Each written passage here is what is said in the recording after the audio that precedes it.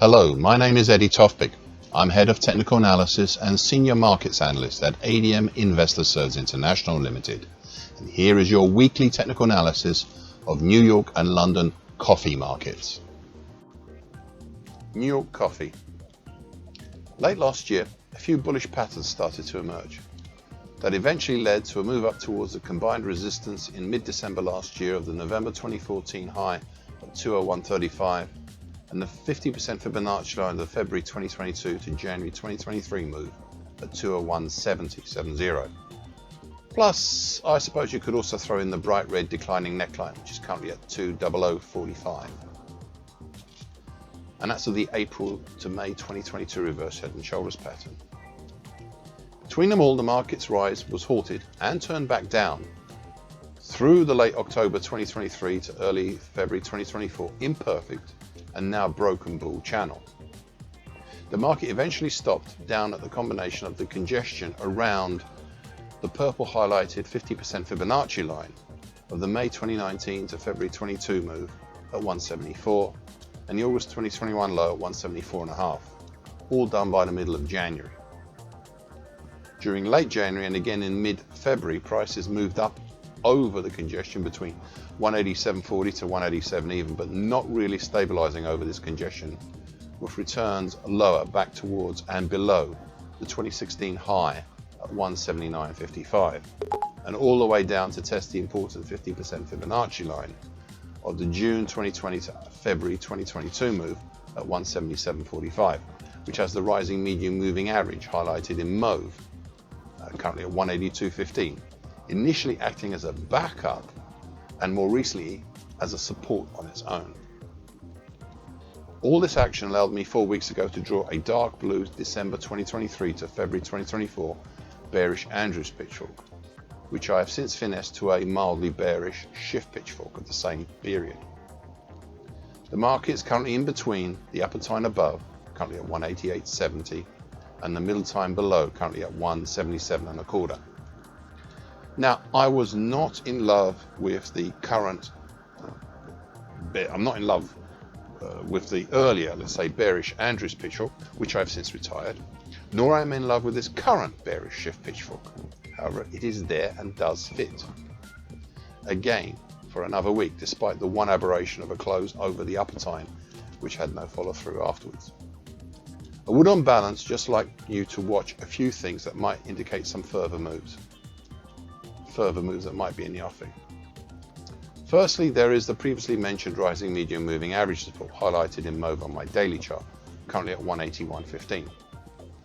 As I said 3 weeks ago about this moving average, and I quote, "This may temper any bearishness and is one to watch for the next few weeks," end of quote. Secondly, still keep an eye on the previously tested and still holding strong support, the purple coloured 50% Fibonacci line, the May 2019 to February 2022 move at 174 even. This is a key level to watch on the downside, especially on any significant confirmed break below it, and even more so if, thirdly, prices break down through the flatlining long moving average below, and that's currently at 170.25. On the top side, well, I've already detailed the top side resistances over a number of weeks, but just to recap, there's the green neckline extension of the January 2020 to April 2021 reverse head and shoulders pattern, currently at 186.40. The short medium moving average, which is capping the market today, and that's currently at 184.60, also in green. The 2015 high at 187.80, and for a lack of a distinct, unambiguous topside high, I'd add the lesser 38.2% Fibonacci line of the May 2019 to February 2022 move at 194.40. London coffee. During the process of the market breaking higher from back in December last year, prices started to stabilize for a while, right on a 50% projected Fibonacci line at 30.83. However, though this 50% projected Fibonacci support did not last, it did start a process of stabilization that ended up with a late January 2023 to early March 2024 bullish halfway hesitation between roughly the lesser fib congestion at 30.16 to 30.18 up to the January 2024 high at 32.61. As all this was happening 4 weeks ago, we had the short medium moving average, currently at 31.70, highlighted in green on my daily chart, enter the frame and turn prices higher. In the process of making this halfway hesitation, the late January to early March action also became a small bear channel, come declining expanding wedge pattern, which I've highlighted in dark blue on my daily chart. Now, I personally favour it as a wide bear channel. 3 weeks ago, middle of the week, prices shot up through the upper bear channel line and stabilised over it, though it has disappointingly not managed to really exploit this move higher. Nevertheless, still lays out all sorts of opportunities and possibilities topside. Thus, if we look at the bear channel as a bullish halfway hesitation, then we need to look at 2 points from where to start measuring from. The first is the January low at 27.44. And the second is from the mid-December 2023 start of the rally in the 25.20 area. Thus, for the first pattern, we would have a potential target X in the 34.80 area, whilst from the second origin, you could see up as far as a potential target X1 in the 3700 area, well up off the top of my daily chart. This second target is obviously far harder to achieve, and I'm wondering if both may be retired if New York coffee ends up breaking lower. Now, late last week we saw prices pushing higher with the second highest high this month and also the highest close ever.